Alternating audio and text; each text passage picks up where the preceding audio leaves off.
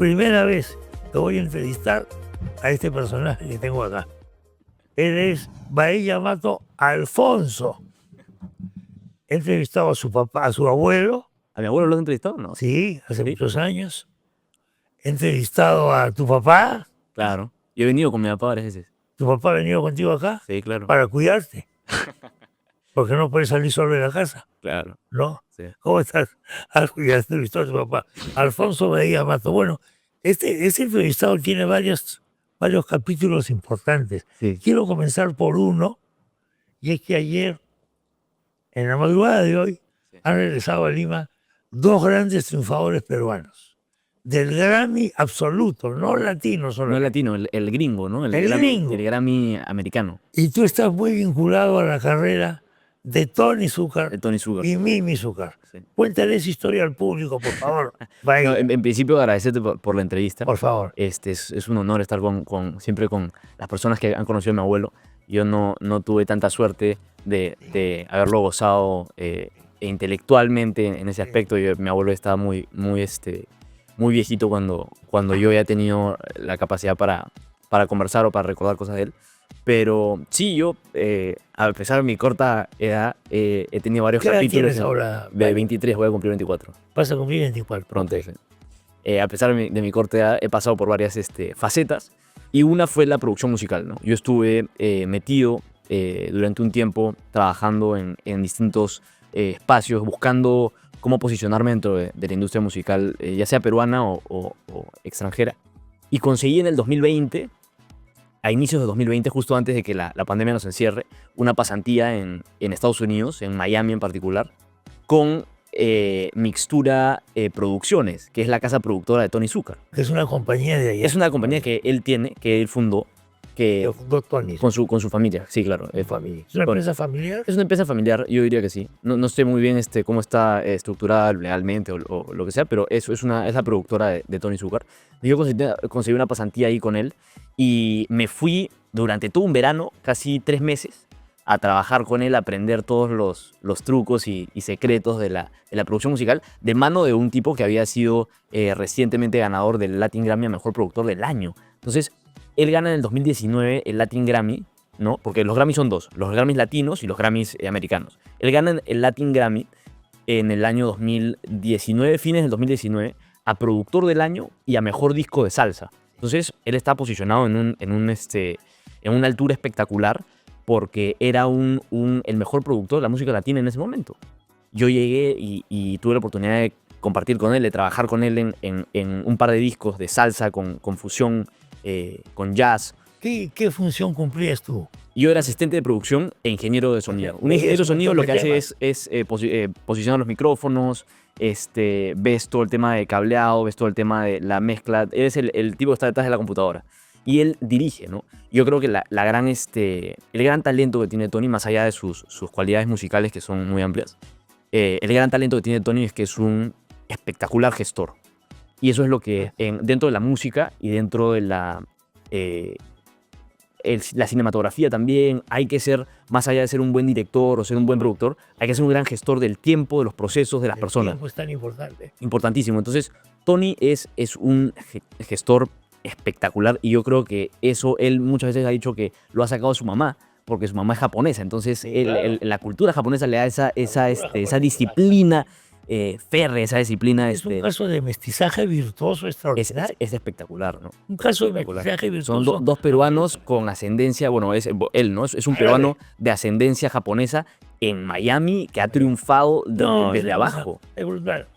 Es espectacular. ¿Y de la señora qué me dices? Yo la conocí cuando una noche Tony me pide a mí y a un amigo peruano también que había viajado conmigo, que vayamos a ayudarla a un show pequeño que ella estaba dando en las afueras de Miami. Entonces, llegamos y la ayudamos y ella desde un comienzo ayudaba a los músicos a poner los cables, ayudaba a las partituras, estaba metida ahí. Era un público muy, muy chico, unas 10 personas, 20 personas. ¿Para nada más? Sí, eran públicos pequeños. ¿Era una casa o un a veces daban shows en resorts, en hoteles, lugares pequeños, pero ella con una energía espectacular, a pesar de que en ese momento tenía 60 años, creo 61 años, una energía espectacular, hacía a los gringos rígidos, los hacía bailar con salsa, una un fenómeno, ¿verdad? Y cuando pasa el tiempo, ¿no? Ahora que ha ganado el Grammy, y bueno, ahora que sacó el disco, yo entiendo realmente por qué es que ella seguía, a pesar de que su hijo ya había triunfado, ¿no? A pesar de que su hijo estaba en los más grandes escenarios, en los más grandes espacios de la música latina y extranjera, ella seguía haciendo shows porque era su esencia, ¿no? Era su sueño, seguir encima de los escenarios, seguir haciendo música. Y Tony creo que se dio cuenta a tiempo. Y para mí lo que ha ocurrido el domingo es una lección que quizá me faltó aprender el tiempo que yo trabajé con él, pero que le he aprendido ahora que lo he visto. Fue de repente la última cosa que me faltó aprender de él, y es que siempre hay tiempo, ¿no? Y que nunca es tarde para ayudar de repente a tus papás a que ellos cumplan sus sueños, a pesar de que Oye, a ver, tengamos... yo- me parece espectacular, ¿no? Me parece un mensaje la espectacular historia porque es... extraordinaria. Finalmente, los padres son los que construyen a uno, y lo mínimo que uno puede hacer es usar ese talento, usar toda esa trayectoria que uno tiene dentro de sí para hacerlos, tu padre, cumplir este las caso, cosas que de repente todavía no han cumplido, ¿no? que Porque a veces dar eso a tu madre, eso debe ser debe ser espectacular. una emoción extraordinaria. Yo no me imagino, y hoy día justo en la mañana, que creo que fue incluso un equipo móvil de PBO y de otros medios al aeropuerto a Claro, recibirlos. sí. Y yo me imagino que debe ser para ella llegar a Lima con el Grammy espectacular, ¿no? A los 65 años, con el Grammy, después de una trayectoria, creo que han sido 1 año o 2 años en los que ya ha estado haciendo shows ella como artista principal, pero posicionarse a esta edad me parece espectacular, ¿no? Espectacular. Y para él, sobre todo para Tony, debe ser un sueño cumplido a gran escala, ¿no? Porque has hecho que... o sea, Ni me lo puedo imaginar. creo que no hay mayor felicidad para un hijo que hacer feliz a No, tu mamá, es ¿no? mejor. Entonces, Absolutamente extraordinario. debe ser extraordinario. ¿Tú te acuerdas de una famosa orquesta salsera japonesa? Era la Orquesta de la Luz. No, pero... Era una orquesta salsera japonesa. Ya, ok. Que además se hablaban en japonés. Así. Y cantaban canciones en castellano, pero imitaban el castellano. No sabían lo que estaba. En su época fue muy famosa. Hace muchos años, ¿no? Sí. Bueno, ese es un tema que me parece notable. Sí. Creo que es muy importante, y sobre todo el mensaje que deja, ¿no? ¿Qué aprendiste, aparte de lo que me has dicho en tu etapa Muchísima disciplina. musical? Muchísima disciplina. La disciplina, Porque ¿no? él se enfoca bastante en la excelencia, pero sobre todo en darle pulcritud a los detalles, ¿no? Entonces sus producciones, la razón por la que él ha escalado bastante, y me parece importante mencionarlo y dedicarle el tiempo que le estamos dedicando, porque es un caso, yo creo, espectacular el de Tony, es él no tenía disquera, él no tenía nada, y él ha llegado a donde ha llegado posicionándose frente o junto a los productores más grandes del planeta, desde su cochera. O sea, él tiene un estudio que él ha construido con su papá, el señor Antonio, en su cochera. Empezaron desde cero y sin disquera, sin mayor financiamiento económico, sin apoyo, todo Esto ¿qué aparatos tenían? con una computadora. Poco a poco fueron comprando más equipos. Cosas elementales, ¿no? Cosas elementales. Fueron construyendo poco a poco un estudio. Fueron él trabajando horas sin descansar. Ha logrado conseguir el sonido que tienen otros, teniendo el financiamiento y teniendo las facilidades económicas y las facilidades de equipos, pero él haciéndolo todo en su cochera, trabajando día y noche para que el sonido se iguale al de los más grandes. Entonces es un caso espectacular de persistencia, ¿no? Y eso es algo que aprendí mucho de él, y es algo que todavía trato de poner en práctica en las cosas que hago, ¿no? Es extraordinario, extraordinario. Bueno, pero ahora Alfonso está en su etapa literaria más que musical. Más o menos, ¿no? Estamos tengo la impresión. metidos siguiendo un poco con la tradición familiar. Estás agarrando un tema Sí.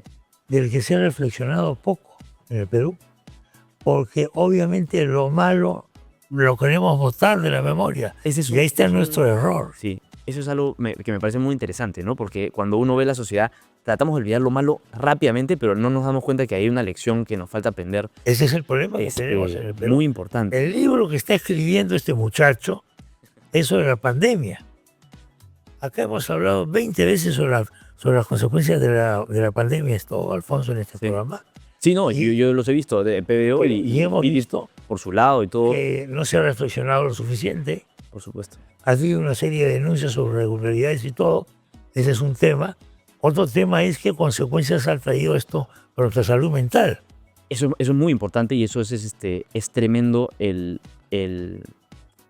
forma en la que ha cambiado la sociedad y en la que hemos cambiado todos un poco debido los 2 años que hemos pasado encerrados dentro de nuestras casas, privados de muchísimas libertades, privados de muchísimas facultades que no se les quitó a los ciudadanos de otros países, ¿no? O sea, nosotros hemos vivido una situación sin precedentes que no ha tenido ningún otro país en el mundo. O sea, en el Perú, nosotros hemos vivido la pandemia y creo que cualquiera lo recuerda, hemos vivido la pandemia como si fuese una guerra. Bueno, solo nos faltaba cerrar las cortinas y tapar para que no lleguen los yo bombarderos. en su momento lo dije, esto es prisión domiciliaria. Nos sentíamos, o sea... Yo salí a la calle, me han regresado. El terror interno lo teníamos todos, pero no era así en ningún otro país. Eso es lo incomprensible, es que en ningún otro país la gente vivía tan aterrada como vivíamos nosotros. Y hemos terminado siendo el país con más muertes por millón de habitantes en el mundo. Eso es una barbaridad. Eso es una cifra... ¿Por qué te interesa este tema? ¿Por Sí, claro. qué estás escribiendo sobre este tema? En principio, a mí durante la pandemia me tocó, y eso fue un poco lo que cambió o viró el timón en mi vida frente a lo que estaba haciendo en la música y a dedicarme al periodismo. Mi abuela falleció por producto del COVID y mi tío, justo un mes después. Fue un mes muy complicado para mi familia. Mi mamá, tratando de ayudarlos a los dos, enfermó y también estuvo muy grave. Gracias a Dios pudimos recuperarla mediante ayuda y atención, pero el caso de mi tío, por ejemplo, no fue un caso exitoso. Y la pérdida que hemos sentido y que todavía vivimos en mi familia fue tan grande que yo no podía comprender cómo es que incluso habiendo tenido facilidades de poder estar o conseguir una clínica o cosas por el estilo, tuvimos tantos problemas y tuvimos una situación tan catastrófica, ¿no?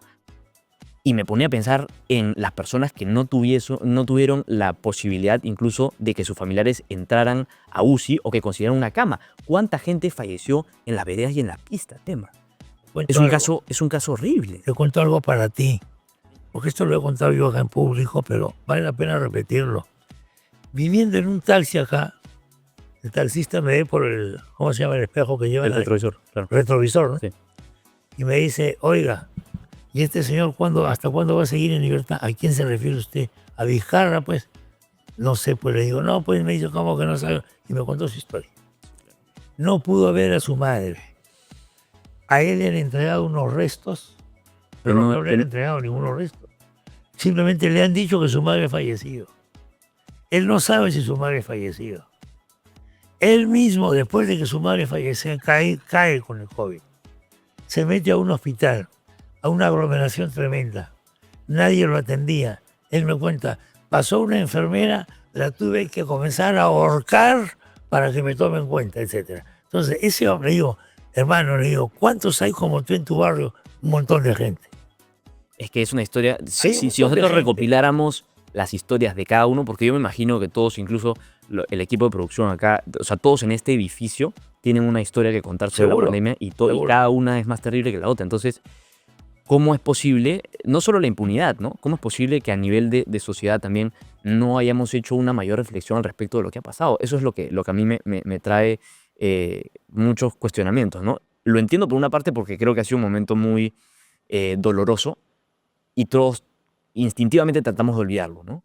Ha sido algo muy oscuro, muy duro, entonces decimos, pasemos la página, vivamos el nuevo presente, ¿no? Pero al mismo tiempo, ¿cómo aprendemos de lo que ha ocurrido si es que no reflexionamos al respecto y si es que no sacamos conclusiones de qué es lo que pasó, quiénes son los responsables, dónde estuvo la responsabilidad, cuáles fueron los errores que se cometieron y por qué es que tuvimos el resultado que hemos tenido? Eso yo creo que es lo más importante para empezar a hablar sobre el tema, ¿no? Pero lo que ha ocurrido en el Perú en particular es muy penoso. Es muy penoso. ¿En qué momento del libro estás? ¿Estás en una parte de investigación? Ya he terminado la fase de investigación, estoy casi por terminar la fase de redacción y yo creo que estoy muy próximo a publicarlo. Sí, estoy muy próximo a publicarlo. O sea, que es inminente la publicación. ¿Estás tratando o vas a tratar después el tema mental de la pandemia. Es una de las consecuencias. Un capítulo del libro yo explico un poco, después de todo el proceso, son 5 capítulos. El último capítulo yo explico cuáles fueron las consecuencias que tuvo el Perú a raíz de este manejo catastrófico. Entonces, las consecuencias no solo económicas, no solamente en cuanto a migración, porque la migración interna que hubo de la población de Lima que salió a provincias porque decían, preferimos morir allá. Así es, iban a morir en su chacrita, iban a morir en su casa. Entonces, no solo eso, sino temas de salud mental, ¿no?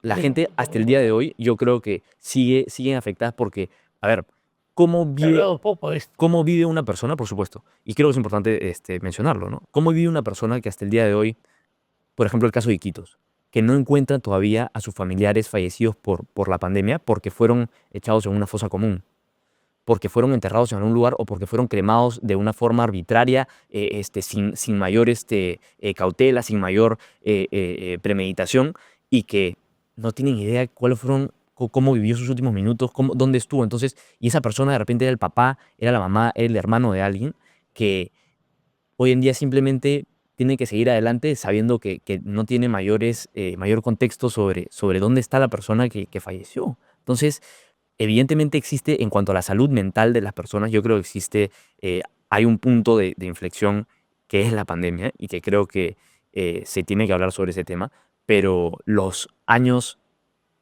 que han sido 2, ¿no? Que prácticamente hemos perdido por estar encerrados en nuestras casas, yo creo que de manera innecesaria, porque eso no frenó, y lo podemos ver todos, no frenó la expansión del virus, ¿no? Pero ¿por qué? La, Porque la la gente tiene- cuarentena no frenó la expansión. Pero Fue claro que no, porque la un gente, perjuicio más que hay nada, mucha gente en el Perú que vive al día. por supuesto. Que no, tiene, no, yo tengo una cuenta en el banco tal. No, yo soy un vendedor de golosinas o lo que sea y vivo al día.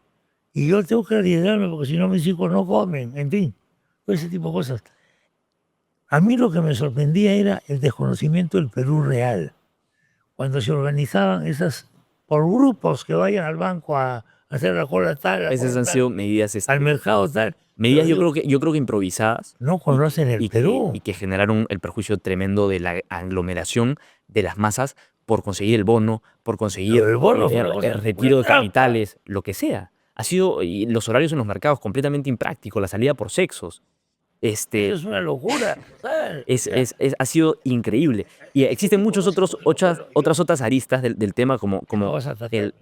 por supuesto, ¿no? Como entender el porqué del el rechazo del gobierno frente a las donaciones, ¿no? El gobierno no recibió, y eso hay noticias 1.000.000 y hay casos un montón sobre cómo es que el gobierno decide no recibir donaciones del sector privado o genera muchas complicaciones. Y entonces, ¿por qué? ¿Cómo entender irresponsable. exactamente? ¿Cómo entender ese tema del En no Iquitos, recibir por ayuda? ejemplo, yo viajé, pues todavía pandemia, a Iquitos ya se podía viajar. En Iquitos se había remitido bastante la epidemia, pero habían sido los curas los que se habían tenido que mover Así es. a conseguir oxígeno. Sí. Yo estuve Por favor. hace un viaje a Quito precisamente por la investigación del libro. ¿Estuviste en Iquitos? Sí, estuve allá. Ah, Y estuve allá con Estela Rueder, que es una profesora de la Universidad de Lima, que ha publicado un libro que se llama Iquitos, la primera ciudad en caer. Y ella cuenta, en base a los testimonios de los párrocos, en base a los testimonios de... Lo leí.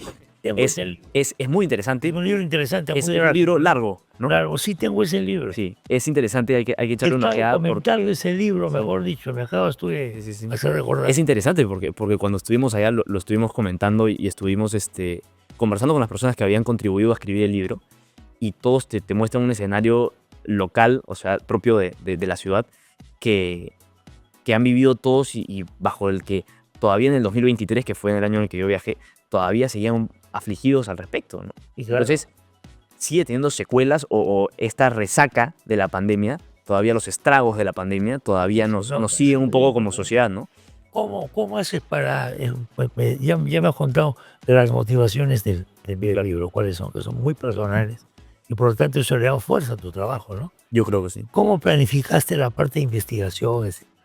Tomando, en principio, buscando de cierta forma objetividad, ¿no? En el periodismo no siempre existe la objetividad, es muy difícil, pero en el caso de la pandemia había que reconstruir incluso a base de los testimonios de todos los actores. Entonces, si todavía están vivos todos los actores, Entrevistas. hice muchas entrevistas, casi 60, aproximadamente 60, entrevistas de ministros, exministros, especialistas en salud, expresidentes, personas que tuvieron que ver con el manejo de la pandemia, los decisores, ¿no? como se les denomina, para entender un poco cuáles fueron las motivaciones para ejercer esas políticas públicas que moldearon nuestra respuesta frente al COVID. Entonces, entender eso nos ayuda a darnos cuenta si es que en realidad fue un desconocimiento frente al virus, fue un tema de la presión social y que había que tomar alguna decisión, fue qué fue lo que realmente determinó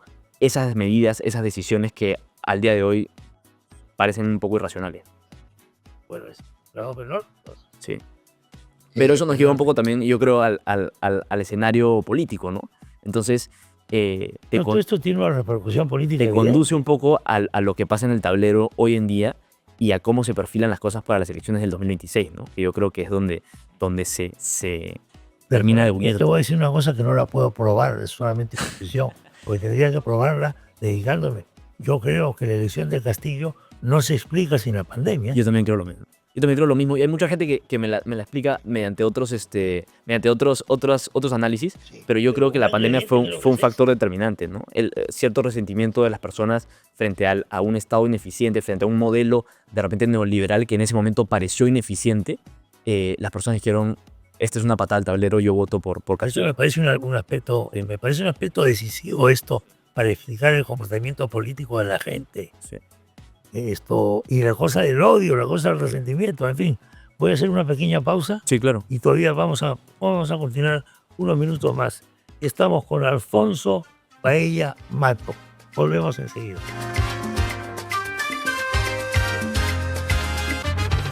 Continuamos con Alfonso Baella Mato. En la primera parte de la entrevista fue su experiencia como colaborador de Tony Zúcar y su mamá, Mimi Zúcar, en el estudio o en la compañía que ellos tienen en Miami, y su reflexión sobre qué ha significado este premio para ellos y para el Perú. Y luego nos ha contado Alfonso, está ya en la fase final de la edición de un libro, de la redacción de un libro sobre la pandemia. Le pregunté por qué estás interesado en el tema, puso los casos dolorosos de algunos familiares y luego ha levantado un volumen de información importante, más de 60 entrevistas, datos estadísticos, etcétera, etcétera, etcétera, tratando de explicar por qué tenemos el récord mundial de muertos por millón de habitantes. Y ha dicho que la explicación de que tenemos un sistema de salud precario es una explicación agarrada del rábano por las hojas. Porque hay otros países que han tenido sistemas de salud más precarios que el nuestro, que no lo han pasado tan mal como nosotros. Por supuesto. Evidentemente. Sí, así es. Entonces ahí viene una variable política de intereses económicos y otros. Así es. ¿En qué etapa estás del libro ya sí, terminando? Muy pronto. Yo calculo en los próximos meses poder hacer la publicación. Yo creo que en próximas semanas ya voy a tener una fecha más clara para poder anunciarla mediante redes sociales. Este fin de semana.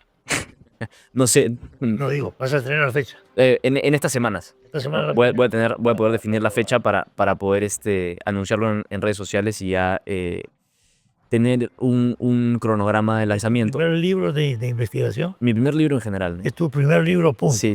Y es algo que me llena de orgullo, no solo por la investigación que me ha tomado casi 2 años, sino porque contribuye un poco a la biblioteca de Alfonso Baellas que se han hecho hasta ahora. Tu papá tiene un libro celebérrimo a consecuencia de las elecciones de Obama. De las elecciones de Obama del 2008, sí. Claro, que es un libro, es una especie de manual. Sí, para entender, en esa época estamos es un libro, sí, que lo hizo fugazmente, pero al mismo tiempo corrió contra el tiempo para poder lanzarlo justo cuando terminaran las elecciones, pero que él cuenta cómo es que Obama gana las elecciones mediante el uso de redes sociales, ¿no? Que es muy interesante. Y si eso ocurría en esa época, ahora no te digo nada. Yo creo que ahora las elecciones, entrando un poco al contexto de las elecciones del 2026, va a tener mucha presencia TikTok en particular, ¿no? Yo creo que mucho se va a mover por ahí para las elecciones de Perú en el 2026. y ahí creo que van a tratar de entrar todos los candidatos y colonizar la mayor cantidad de votos posible, ¿no? Es el intento, yo creo, por captar a la población joven va a ser el triunfo más grande que de repente van a poder conseguir los candidatos, la gran cantidad de candidatos, porque recordemos que tenemos ahorita, si no me equivoco, son 42 partidos inscritos Sí. y 31 en proceso de inscripción, una cantidad bárbara, pero yo creo que los espacios de redes sociales, sobre todo las nuevas redes sociales, van a ser los que definan un poco la elección. ¿Por qué impacta tanto esto? Estos mensajes cortos. Estos mensajes cortos, ¿no? O sea, las redes sociales o por lo menos TikTok se mueve en idea fuerza de 30 segundos o de 20 segundos con una buena edición y una buena animación. Yo creo que es un poco por la inmediatez, ¿no? Yo creo que como sociedad y como generación estamos muy acostumbrados a lo inmediato y eso es algo que también a la larga termina siendo perjudicial porque nos olvidamos un poco de vivir a manera continua el momento, a disfrutar los momentos, porque estamos muy desesperados o muy ansiosos por la inmediatez. Entonces, la rapidez de un Rappi o de un Pedidos Ya, o todos los sistemas que hoy en día están acelerados para poder conseguir las cosas la mayor cantidad de tiempo posible y usar tu tiempo, todavía no defines en qué, pero poder usar tu tiempo con mayor provecho o con mayor productividad, nos hace que los mensajes, las noticias, todo lo que hoy en día se hace para redes sociales sea más corto, sea más rápido, sea más esté mejor armado, etcétera, para poder captar la atención la mayor cantidad de tiempo posible, ¿no? La verdad es imposible de comprobar por la inmediatez. En otras palabras, quiero decir, a ti te llega un mensaje en TikTok de un candidato X, Sí, claro. o un influencer X, o un cantante X, ¿te cae bien o no te cae bien? A primera vista. Es amor a primera vista y se acabó. Por supuesto. No hay reflexión. No hay reflexión. Es jalar votos o jalar popularidad en base a lo que Hay me una muestra. parte de mi cerebro que sintoniza con eso. Claro. La cara de, por ejemplo, ¿cómo se llama este genio que ha venido el otro día? Speed. Claro. Speed es un fenómeno de 35 millones de seguidores. Y que es menor que yo, tiene 20 años, si no me equivoco. Menor que tú. Tiene 20 años y ha logrado mover una cantidad de gente en la Plaza de Armas completa, ¿no? La Plaza de Armas y una serie de sitios más, y no solo en el Perú, en diferentes países. Por lo menos en toda Latinoamérica, ¿no? ¿Por qué la gente, los muchachos o no muchachos, sintonizan con el personaje? ¿Cuál es la base de esa sintonía? Esa es una gran pregunta. Yo creo que hay un buen público gamer que está todo el día metido en tema de los juegos, de los videojuegos, de las transmisiones, etcétera, que consumen mucho este nivel de contenido, pero al mismo tiempo creo que es un poco el afán de hacer un movimiento, de crear una comunidad y de Él tiene un feed automático. Por supuesto. Pero se paró en el balcón de la municipalidad y dio un salto para atrás. Por supuesto. Claro, pero eso es una cosa admirable, te hizo. Yo no lo he hecho nunca, ni lo volvería a hacer. Dar salto para atrás, no, tampoco. Pero eso me parece admirable. Pero, cuando salta sobre el carro, ¿has visto? Sí, pero si es su único atributo, no hay mucho que se pueda admirar de él. Pero lo que ha hecho Rafael López Aliaga como estrategia, me parece eso sí bastante admirable, ¿no? Cómo es que ha logrado captar una masa de jóvenes que no están siendo captados por ningún candidato, yo creo. No. Porque la mayoría de candidatos está muy enfocado en los programas de televisión convencionales, Sí. en estar las propuestas, los comunicados, en hacer actividad política tradicional, cuando yo creo que hoy en día y sobre todo de cara al 2026, la política va a cambiar muchísimo. Total. Y es más todo este tema mediático y el grueso de la población hoy en día son los jóvenes de 18 a 35 años, que son los que probablemente van a definir el voto, y son los que estaban ahí en la Plaza de Armas aplaudiendo el Speed. Oye, Entonces, y además ahora hay índices ya de cómo se está moviendo la inversión publicitaria. por supuesto. Nosotros en el Perú estábamos atrasados en Internet, ¿no? Sí. Pero con la pandemia o lo que sea, hoy día... En todo el mundo, ¿no? Con la pandemia se ha Entonces la inversión publicitaria hoy día está en las redes sociales. sí, completamente. Está en Internet, está... Y es lo que también todo te da números más certeros, ¿no? Porque a veces con el rating de la televisión Sí. es un poco volátil y de cierta forma incierto, ¿no? Porque las mediciones de los puntos de rating es es un poco, puede variar, es una apuesta, ¿no? Pues, Pero con los números de las redes sociales y sobre todo si me muestras constancia en las redes sociales en cuanto a números, son números fijos, ¿no? Son reproducciones, son likes, son comentarios, son compartidos. Entonces, te ¿el muestra. papel ya murió? Eso es La hoja de papel, el diario de papel. yo no lo sé. Yo lo que decía de Casa al Más. El diario, hace poco hicimos una encuesta en Canal B, que es donde he estado trabajando con mi papá durante un buen tiempo, para ver más o menos qué es este público joven, qué es lo que consume más, ¿no? Y la mayor cantidad de gente consume redes sociales, consume noticias en redes sociales, Sí. ¿no? En Instagram, en Facebook, leen las noticias ahí, muchos en Twitter, ¿no? Que ahora es X, leen mucho ahí, pero también usan las plataformas digitales de los diarios, ¿no? Para consumir redes sociales. Exactamente. Los podcasts ahora están muy de moda, ¿no? Exacto. Para ver podcasts, pero cada vez menos consumo de diarios, ¿no? Cada vez menos compra de diarios y cada vez menos sintonía de los programas convencionales de la televisión de una hora completa. Es hoy en día modelos que aunque parezca increíble, van mutando y van cambiando de forma, ¿no? Entonces, Sin embargo, tú eres un joven de 23 sí, claro. que va a escribir un libro. Sí, El libro es un atavismo, es una cosa antigua. Es una cosa muy antigua, sí. Es más, tengo miedo porque no sé cómo lo va a tomar mi generación. Si les un TikTok de 20 segundos. ¿Lo vas a poner en papel? Sí, claro. Sí. Y virtual también. También. Y eso es algo que, bueno, recién cuando lance el libro voy a poder medir, ¿no? ¿Cuánta es la gente de mi generación que consume libros virtuales y cuánta prefiere? Porque hay mucha gente, eso es un tema de gustos, que prefiere rayar el papel, ¿no? Y a mí también, yo prefiero subrayar el papel y Sí, tenerlo yo físico. ya leo menos que antes libros. ¿Ah, sí? Leo más tonterías que antes. Pero lo que me refiero es que yo tengo mi Tinder, mi libro virtual. Ah, Kindle. Kindle. Escuché Tinder, dije. No, Tinder no. Kindle. Entonces, Sí, Kindle, yo también lo tengo, es buenazo, Kindle. estoy leyendo libros virtuales. Es compro muy, libros virtuales. es muy bueno y es muy práctico. Es muy práctico, porque tienes los mismos libros, la misma información, lo mismo todo, y lo tengo en mi teléfono, lo tengo en la laptop y Mucho más barato, lo puedo ver. además. Mucho más barato, mucho más barato. Está pasado con todo se ha empequeñecido. ¿Te has fijado tú? Sí. La biblioteca ahora está en una cosita así. Inteligencia artificial. Es preocupante en ciertos aspectos, yo creo.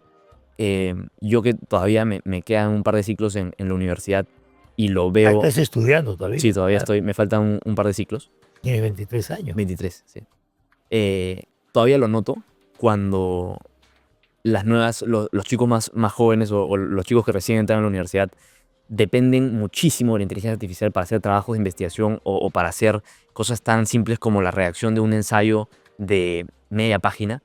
Es inteligencia artificial absoluta. Entonces, ya incluso al punto de que la inteligencia artificial les arma las presentaciones, les arma todo. Entonces, ¿dónde queda un poco el pensamiento crítico, el razonamiento o el propio mérito en el trabajo que uno hace, ¿no? Entonces, es atemorizante un poco por cómo es que se están formando las generaciones un poco en base a esto.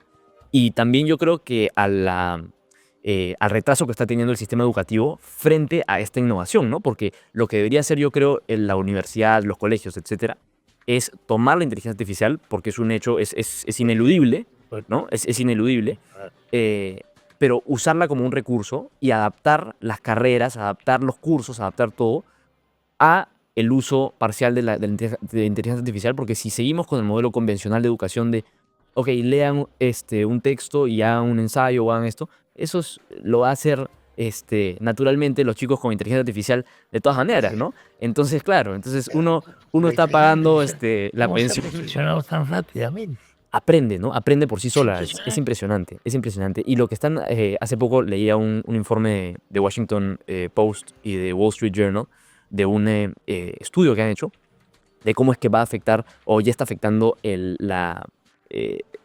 desarrollo de armas, ¿no? En los conflictos como el Medio Oriente o en Rusia y Ucrania. Y es que los drones que funcionan con inteligencia artificial ya van a poder tener un perímetro, poder generar perímetros como si fuesen comandos, como si fuesen ejércitos, ¿no? Entonces es muy interesante lo que va a empezar a definir, yo creo que en los próximos años, la inteligencia artificial, pero que ya está generando un impacto tremendo en la formación de las futuras generaciones, que son, una vez más, los que van a terminar votando en el 2026, ¿no? Entonces hay que tener mucho ojo y mucho Eso cuidado es. con esos jóvenes, que es mi generación, que hay que ver cómo es que se les entrega la información o cómo se les convence para que voten por qué Ahí, candidato. ¿cómo se ve todo? Por Bueno, qué candidato, ¿no? por eso que tocamos el tema siempre, porque esto ha llegado para quedarse. La educación ya no se puede entender sin inteligencia artificial. Es una Es realidad. imposible. Es una realidad. Bueno, Alfonso, manténnos informados De todas maneras. de los progresos del libro. De por todas favor, maneras. ¿ya? De todas maneras, Chema. Gracias por la visita. No, te agradezco a ti por la Vale. invitación y a Peo por estar acá. Muchas gracias. Alfonso Bahía Matos, señoras y señores, ha estado con nosotros. Hoy tenemos poesía en Nicole, sí, tenemos poesía en Nicole, por supuesto.